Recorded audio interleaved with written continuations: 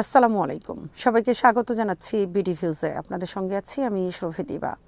সিরাজগঞ্জে এক অনুষ্ঠানে বিদ্যুৎ জ্বালানি ও খনিজ সম্পদ মন্ত্রী ইকবাল হাসান মাহমুদ টুকু ইনকিলাব জিন্দাবাদ নিয়ে আপত্তি জানিয়ে যে বক্তব্য দিয়েছেন তা তাৎক্ষণিক রাজনৈতিক প্রতিক্রিয়া ছাড়িয়ে ভাষা, সংস্কৃতি, ইতিহাস ও রাষ্ট্রচেতনার প্রশ্নকে নতুন করে আলোচনার কেন্দ্রে নিয়ে এসেছে।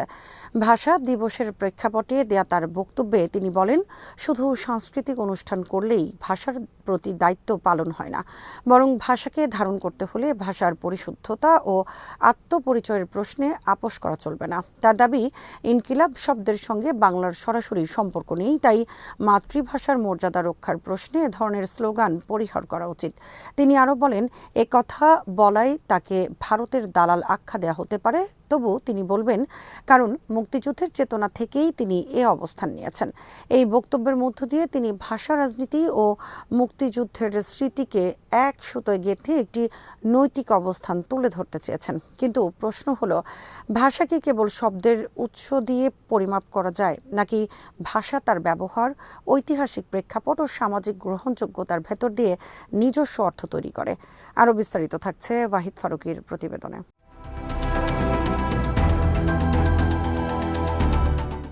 বাংলা ভাষার ইতিহাস বিশ্লেষণ করলে দেখা যায় এটি একটি বহুস্রোত ধারার ভাষা। সংস্কৃত, প্রাকৃত, পালি, আরবি, ফার্সি, তুর্কি, পর্তুগিজ, ইংরেজি অসংখ্য ভাষা থেকে শব্দ নিয়ে বাংলা আজকের অবস্থানে এসেছে। ইনকিলাব শব্দটির উৎস আরবি ফার্সি ধারা থেকে এলেও উপমহাদেশের রাজনৈতিক অভিধানে এটি বহুদিন ধরেই ব্যবহৃত।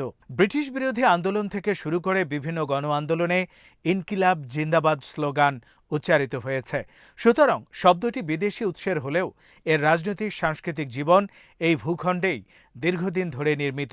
ভাষাবিদরা বলেন, একটি ভাষা যখন কোনো শব্দকে দীর্ঘদিন ব্যবহার করে তখন সেই শব্দ ভাষার শরীরে স্থায়ী আসন পায়। ফলে ইনকিলাব বাংলা ভাষার অংশ নয় এমন দাবি ভাষাতাত্ত্বিকভাবে বিতর্কযোগ্য।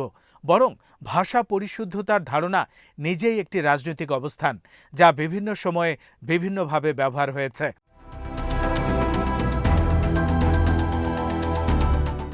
মন্ত্রী টুকুর বক্তব্যকে অনেকে বৃহত্তর রাজনৈতিক প্রেক্ষাপটে দেখছেন। সাম্প্রতিক রাজনৈতিক পরিবর্তনের পর থেকে জুলাই বিপ্লব ও তার সঙ্গে যুক্ত স্লোগান, প্রতীক ও ভাষিক চিহ্নগুলোকে ঘিরে নতুন বিতর্ক তৈরি হয়েছে। বিএনপি নেতৃত্বাধীন সরকারের কিছু অংশ থেকে জুলাইয়ের রাজনৈতিক ভাষ্যকে খাটো করার চেষ্টা করা হচ্ছে, এমন অভিযোগও রয়েছে। এই প্রেক্ষাপটে ইনকিলাব শব্দ নিয়ে আপত্তি কেবল ভাষার প্রশ্ন নয়, বরং এটি একটি রাজনৈতিক প্রতীককে প্রশ্নবিদ্ধ করার কৌশল কিনা সেই প্রশ্ন সামনে আসছে। কারণ কোনো স্লোগান কেবল শব্দ নয়, তা একটি ঐতিহাসিক মুহূর্ত, একটি জনসমাবেশ, একটি আবেগের সমষ্টি।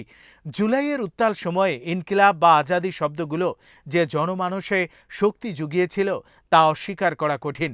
এখন সেই শব্দগুলোকে অবাংলা বা অপ্রচলিত বলে চিহ্নিত করা হলে তাকে সেই রাজনৈতিক স্মৃতিকেও মুছে দেওয়ার প্রচেষ্টা হিসেবে বিবেচিত হবে।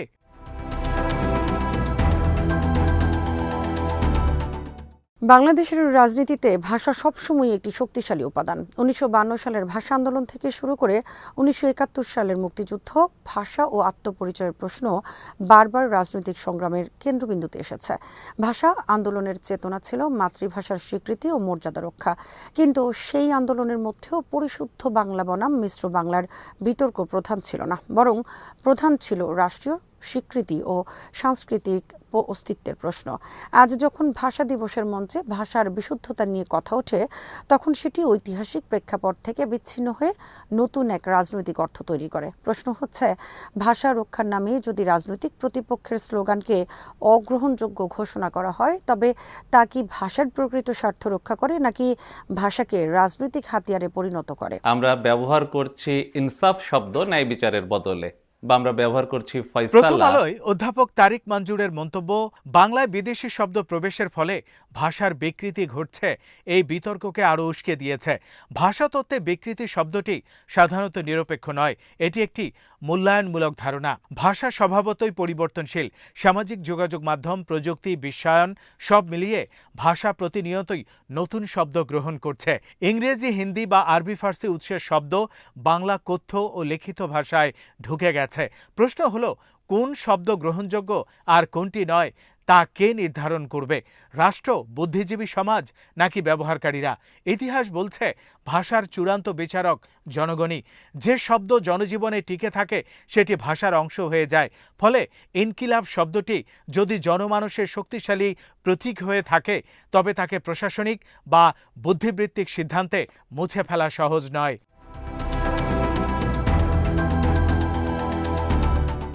এখানে আরেকটি দিক গুরুত্বপূর্ণ। জুলাই আন্দোলন বা বিপ্লব যে নামে অভিহিত করা হোক, তা সাম্প্রতিক রাজনৈতিক ইতিহাসের একটি বড় মোড়। সেই আন্দোলনের প্রতীকগুলো ঘিরে এখন যে পুনর্মূল্যায়ন শুরু হয়েছে তা ক্ষমতার রদবদলের সঙ্গে সম্পর্কিত বলে অনেকেই মনে করছেন। রাজনৈতিক ইতিহাসে প্রায় দেখা যায় নতুন ক্ষমতাসীন শক্তি পূর্ববর্তী আন্দোলনের ভাষ্য পুনর্লেখনের চেষ্টা করে। কখনো প্রতীকের অর্থ বদলে দেয়া হয়, কখনো তা নীরবে আড়াল করা হয়। বাংলাদেশের ক্ষেত্রেও কি তেমন কিছু ঘটছে? বিএনপির নতুন সরকারের ভেতরে একটি অংশ যদি জুলাইয়ের প্রতীকগুলোকে অস্বস্তিকর মনে করে তবে ভাষার বিশুদ্ধতার প্রশ্ন তুলে সেগুলোকে আড়াল করা একটি কৌশল হতে পারে, এমন শঙ্কা উড়িয়ে দেয়া যায় না।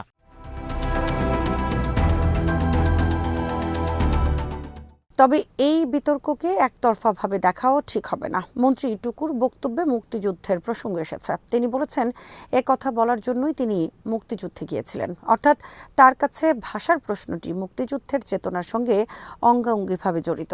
মুক্তিযুদ্ধ ছিল একটি জাতীয় মুক্তির সংগ্রাম, যার কেন্দ্রবিন্দুতে ছিল বাঙালি জাতীয়তাবাদ। সেই জাতীয়তাবাদ কি ভাষার উৎস, পরিচ্ছন্নতার উপর দাঁড়িয়ে নাকি রাজনৈতিক আত্মনিয়ন্ত্রণের উপর? এ প্রশ্ন গুরুত্বপূর্ণ। 1971 সালে মুক্তিযুদ্ধের সময়ও বিভিন্ন স্লোগান ব্যবহৃত হয়েছে, যেগুলোর অনেকগুলোর উৎস বাংলা নয়, তবুও সেগুলো সংগ্রামের অংশ হয়েছে। ফলে মুক্তিযুদ্ধের চেতনা দিয়ে ইনকিলাব শব্দকে বাতিল করার যুক্তি ঐতিহাসিকভাবে কতটা টেকসই তা বিশ্লেষণের দাবি রাখে।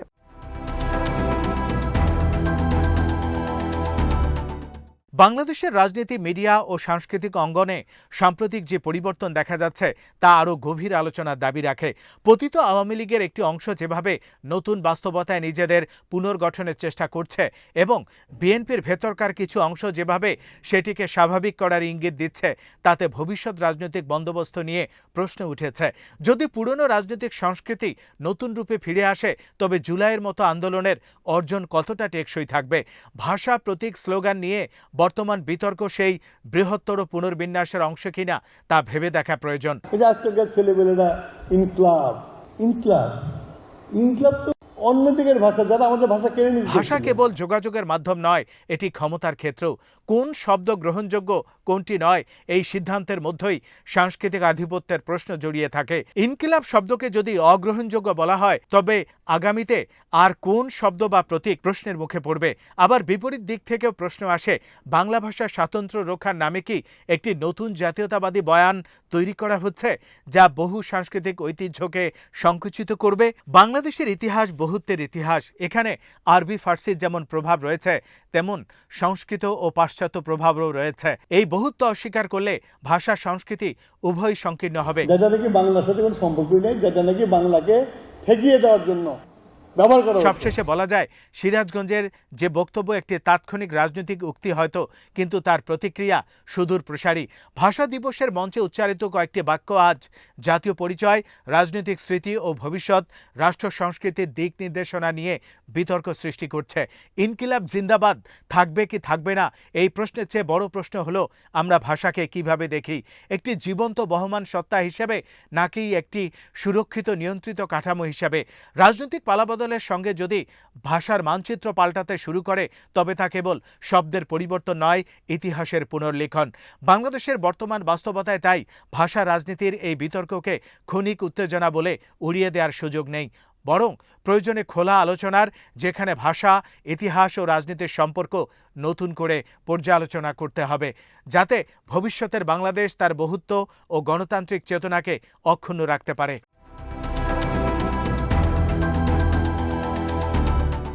আজ এখানেই শেষ করছি। সবাই ভালো থাকুন, সুস্থ থাকুন আর দেখতে থাকুন বিডিভিউজ। চ্যানেলটি ভালো লাগলে সাবস্ক্রাইব করুন, সংযুক্ত থাকুন আমাদের ফেসবুক পেজে। আল্লাহ হাফেজ।